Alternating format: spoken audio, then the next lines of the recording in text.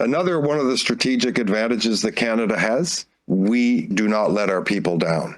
We got some breaking news here. Welcome back to Moose and Loose. My name's David. Today's top story here. Chrystia Freeland has been targeted by foreign interference from China. You can't make this stuff up. We've also got Stephen McKinnon running his mouth on CBC. Pierre Poilievre does an interview on the Toronto Sun and absolutely dropping the hammer on Mark Carney, as well as Donald Trump makes a $1 trillion deal with Japan. Let's jump into this. First off, in our bombshell news here, Chrystia Freeland. This is the official report, came out on the Government Canada website here. Rapid Response Mechanism. Canada detects information operation targeting a candidate for the leadership campaign of the Liberal Party of Canada. This dropped pretty late on Friday night, February 7th here. So we have this report here, but let's jump over to the CBC where they have some more details on this. Very unusual, highly unusual move for this to have happened. The rapid response mechanism that is set up to detect instances of foreign interference has detected that there was an attempt on the leadership campaign of Chrystia Freeland, and that attempt was made through accounts linked to the People's Republic of China.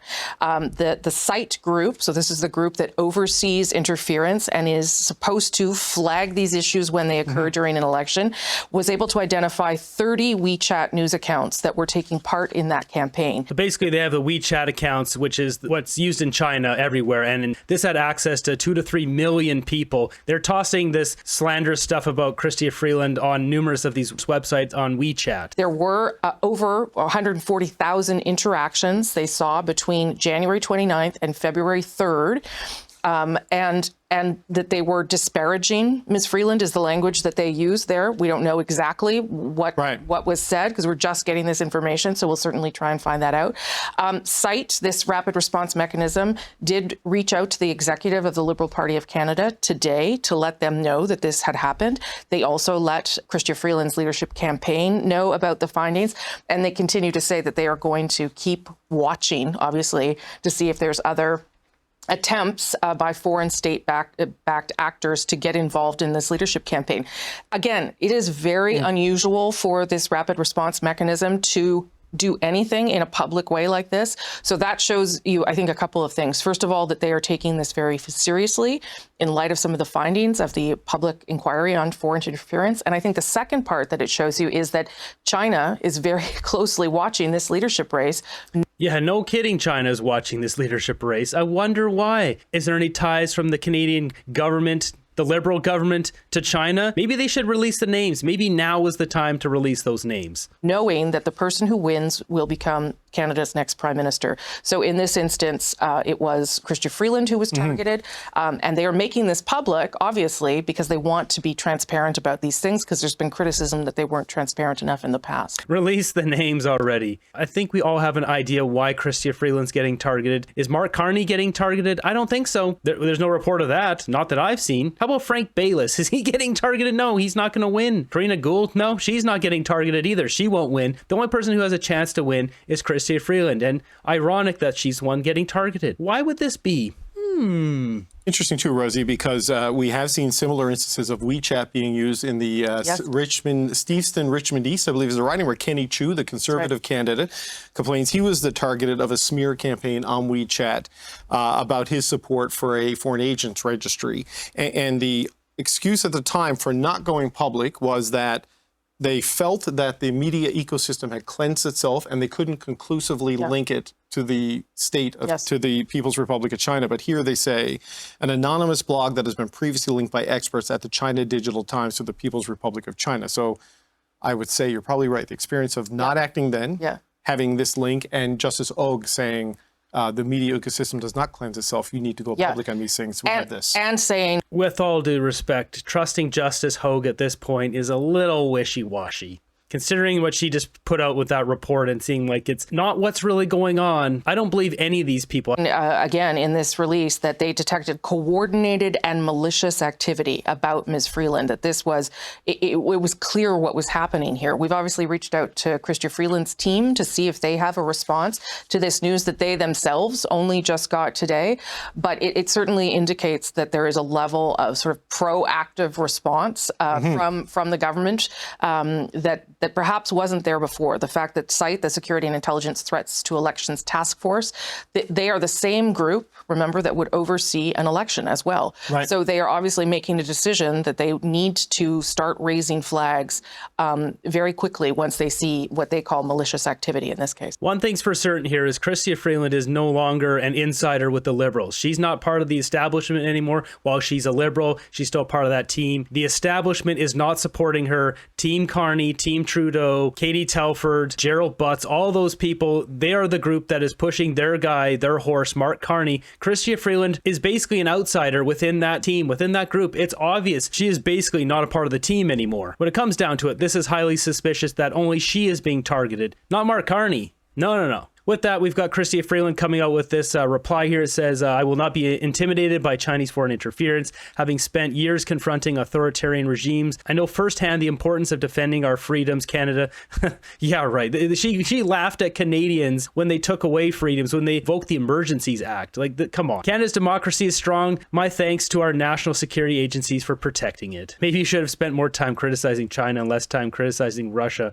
Didn't you freeze the bank accounts of peaceful protesters? Call them. Yeah, exactly. So jumping over to the Toronto Sun here, we've got an interview with Pierre Poilievre. He's dropping some truth bombs on here. Look, we've got Liberal leadership candidates, Liberal cabinet ministers now saying that we should be building pipelines to Tidewater. We should be approving these energy infrastructure programs. They spent the last 9 years opposing them, decrying them, saying, no, we don't need them. Now they're saying we've got to do them. Look, I wish I could believe them. I simply don't.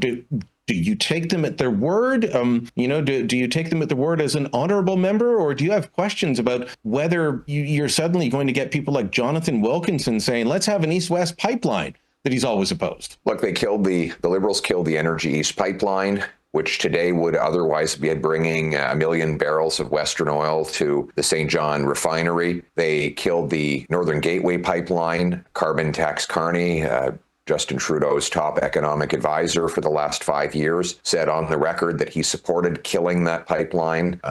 Liberals said that they think there's no business case for natural gas. They passed the No New Pipelines Law C-69. Mark Carney, Trudeau's top economic advisor, has made a fortune with green financing schemes whose stated purpose is to starve our energy sector of investment dollars and bring it to its knees. So for them on 60 days before an election to suddenly claim that they now agree with me and with the common sense conservatives about energy is about as believable as them now claiming they agree with me on capital gains taxes and carbon taxes. They can't run against themselves. They can't run away from their 9-year track record as Carney Trudeau Liberals. Canadians will vote for the real thing. That's common sense conservatives who will put Canada first. It's so ridiculous, just the hypocrisy of that. Mark Carney, this is a guy who supported pipelines in UAE, in Brazil, in Nigeria. We're seeing more and more of these reports of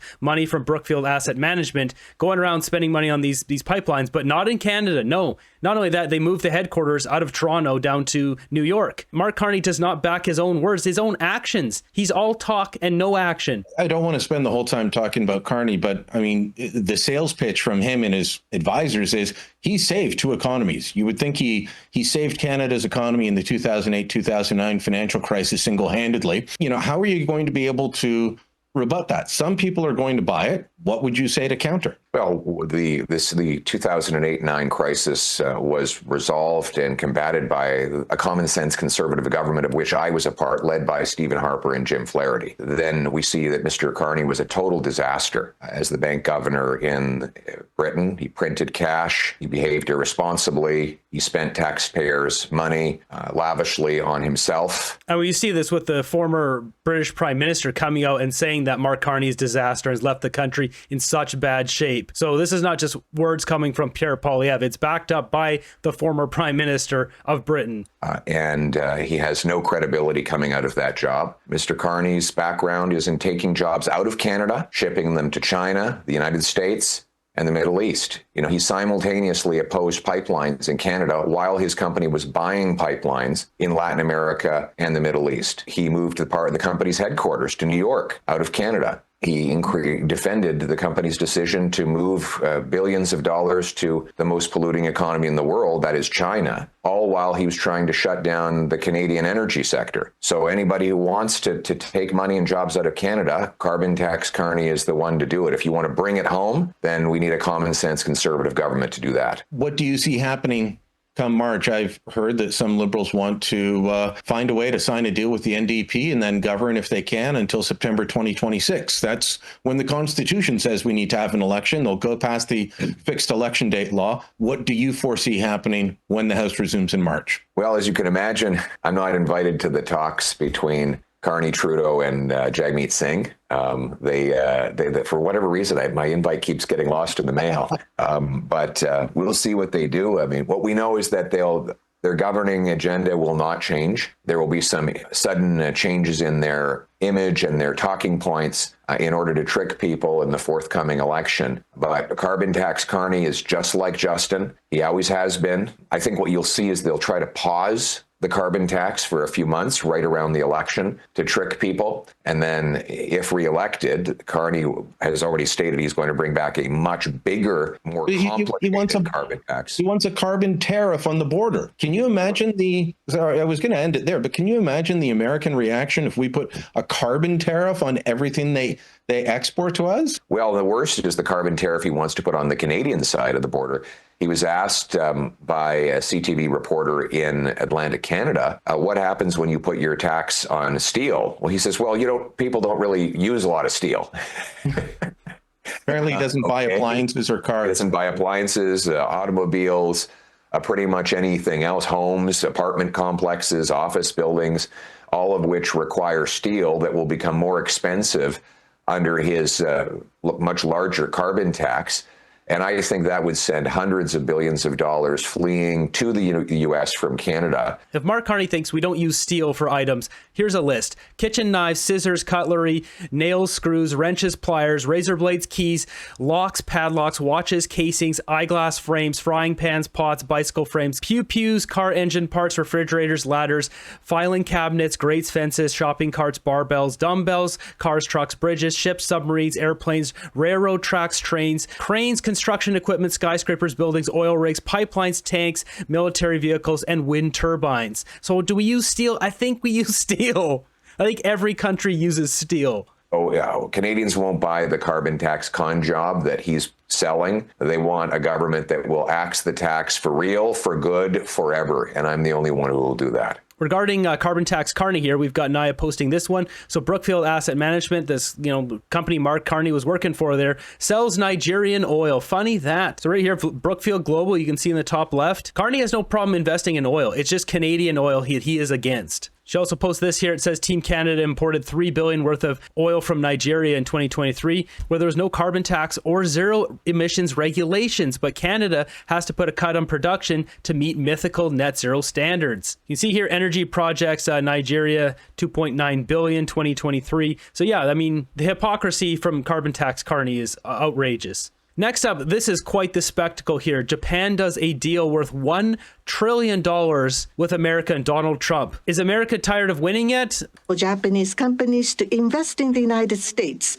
is growing even stronger. Today, I conveyed my willingness to cooperate together to elevate Japan's investment in the United States to an unprecedented amount of $1 trillion.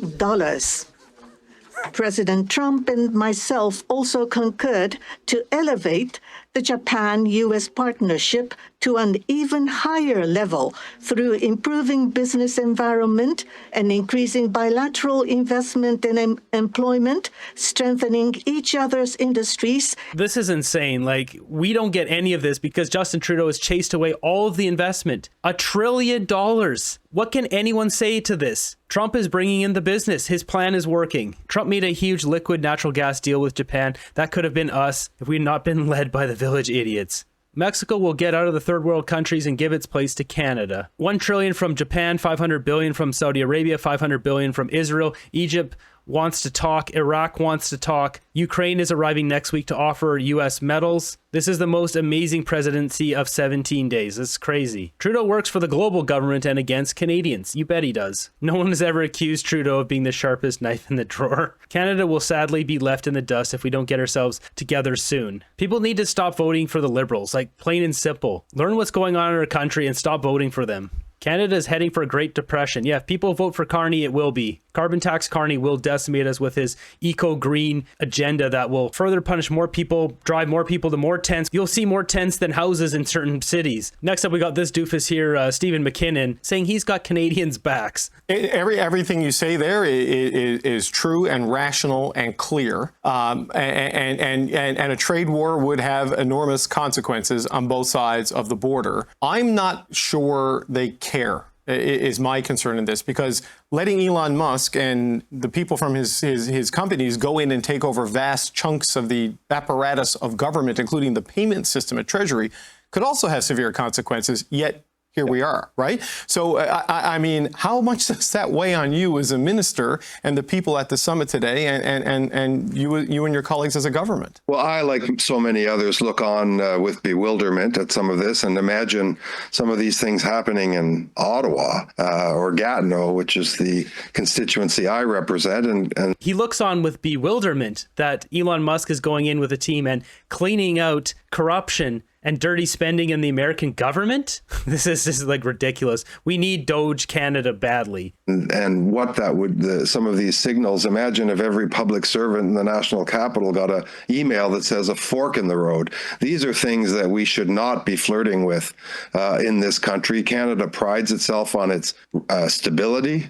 Indeed, it's... Yeah, you guys pride yourself on corruption and scandals. You just take a second to step back and just think about David Cochrane posted this question to him about Elon Musk and them going through and cleaning out corruption in the government, dirty spending money, $8 million going to political to fund only the Democrats pushing their side of the story and not the Republicans. How fair is that? How can they be attacking that on national television? Rationality. So I don't try and figure out what's going on down there, but I know that people who care, farmers, auto workers, people who rely on Canadian products and goods and services. The farmers and the auto workers voted for Trump. They didn't vote for Kamala Harris because they're tired of the corruption. They're tired of wasted money. They want their country back. The same thing in Canada. We've had enough of this. I mean, look what's happened with Foreign Affairs Canada and just the spending on there is insane. All the scandals, every single minister practically has a scandal to their name. What happens behind the scenes in the U.S. administration is, frankly, the business of the U.S. administration. We have an interest in them being a good government, but we're managing our own affairs up here, and we're going to continue protecting the people of this country. Okay.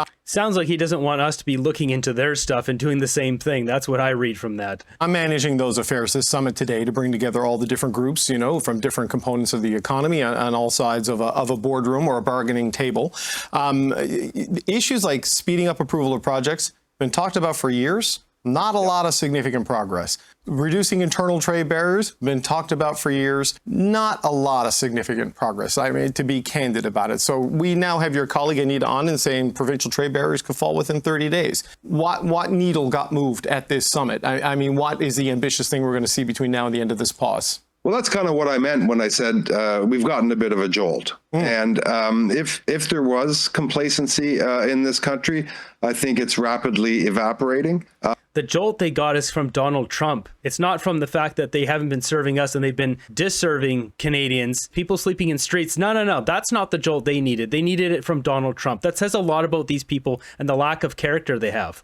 We need to make it easier for professionals and tradespeople to crisscross this country in search of the better paycheck or the better opportunity, if that is their wish to do so. We have to make that easier. We have to take the sandpaper, David, out of the system. Sometimes it's not a rule, it's just a little procedure or a form or an administrative delay. They're framing this as if they don't have to go back to Parliament and this prorogation. Nah, it's not affecting anything. Not at all. They're all trying to do this. They're like, no, we can just tweak a little thing here in the procedure. We don't need any money to secure the border. This is a joke, guys. Like, seriously. As a final point, Labour leaders were at this year, the Minister of Labour. There's obviously going to be a need for some sort of large-scale financial support should the trade war happen and we end up in a protracted standoff with the United States, do you need to get Parliament back soon to do that? Like, you cannot do it all without parliamentary approval, and right now we're in a prorogation because of your leadership race. Just on that point, let me mention one critical fact. Another one of the strategic advantages that Canada has, we do not let our people down. The auto worker in Ohio. Really? Tell that to the people sleeping in tents. I dare you. I dare you go out there, people sleeping in their campers, and tell them you don't let them down. Or the farm worker in Iowa cannot rely on the system of supports that we have, mainly the employment insurance system that we've built together as Canadians. So you can be sure that we are prepared, should it occur, with a response package that would have that as a philosophy. We do not leave people behind in this country. And yes, you do. Once again, check the streets. We've never had this level of rampant poverty. 1 in 4 people can't afford to eat 3 meals a day. At least 1 in 4 people are skipping a meal. That's how bad things are. You don't leave our people behind. You guys have done everything to leave Canadians behind. We will be there. We will make sure that we put a net under people. This would be an economic event unlike others. But if you don't do it now, Minister, because of the prorogation, and we end up in an election, yes, we're talking months and months and months before something can happen. We would be doing it within the authorities that I already have as Minister of Employment. We would be doing it as a government within what we currently enjoy as our ability to act. So we would act. That's bull crap. You guys don't have money to spend. This guy's so full of it. We know it. Well, there we have it. Chrystia Freeland getting targeted by foreign interference from China. Weird, though, how Carney's not targeted. How did that happen? I wonder why. Does anyone have any idea? Leave it in the comments down below. Maybe it's because Mark Carney just has a better relationship with China.